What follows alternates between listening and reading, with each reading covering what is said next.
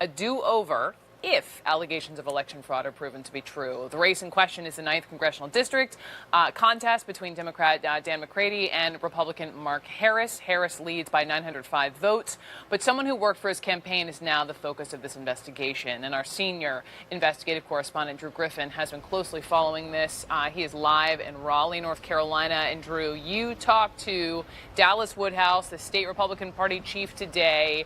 What was he willing to say to you? Well, it's quite a turn of events. Earlier this week, Dallas Woodhouse, the head of the GOP, was basically calling all this vote fraud stuff a bunch of malarkey, that they should seat the Republican candidate who won by 905 votes. But over the past 3 days, myself, a bunch of reporters have been on the ground uncovering what it's slam dunk. It's voter fraud. The question is just how much it is. But there seemed to be a professional ballot stuffing kind of operation going down in Bladen and now Robeson County. And he was watching our report last night and changed his mind. Here's what he said. I was watching it, and I immediately went in and threw up. I was very ill. I mean, this is shaking us to the core, and we are as horrified by it as anybody. And, you know, the North Carolina Republican Party never has had a part in these operations, didn't fund them, didn't coordinate them, didn't operate them, didn't know about them, would never have condoned them. Clearly, if what you reported is verified by the State Board of Elections, there has to be a new election. And if the allegations presented by the Board of Elections rise to a level of turning the outcome of this race or having substantial likelihood, there has to be a new election. The State Board of Elections, just on the numbers alone, Brooks, seem to have enough questionable ballots at stake here that it would potentially overturn the 900 votes between the winning Republican and the losing Democrat. But they have not announced any kind of hearing. They're doing through an investigative process right now. But again, there is two separate things going on here. The Board of Elections needs to decide what to do about the actual election of the congressman from the 9th Congressional District. And then you have this criminal investigation that's been going on since January, looking at this fella named McCrae Dallas, who appears to be, well, he is a convicted felon, who appears to have gotten a band of employees together to stuff the ballots down in Bladen County. I don't know how else to say it.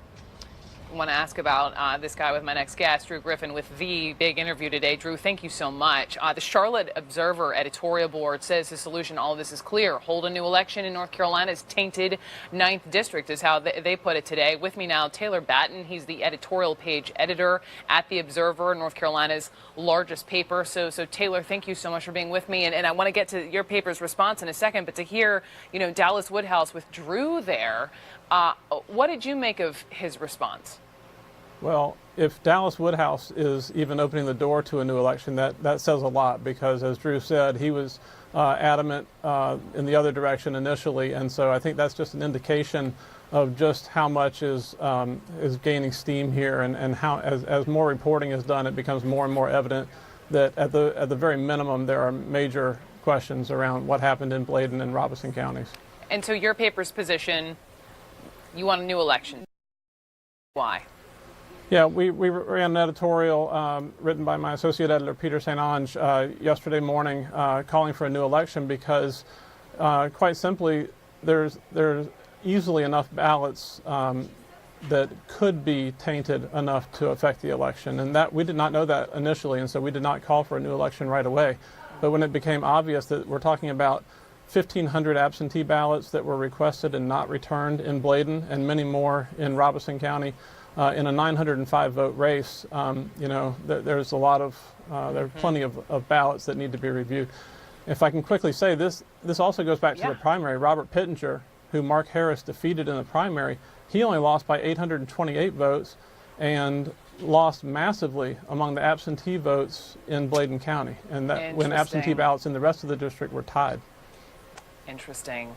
Drew brought up this guy's name, McCrae Dallas, the ringleader, as he mentioned, you know, this convicted felon. Who exactly is he, and what was his role here? Well, we're still learning about it. McRae Dallas is a political operative in eastern North Carolina, very well known in Bladen County and in that part of the state.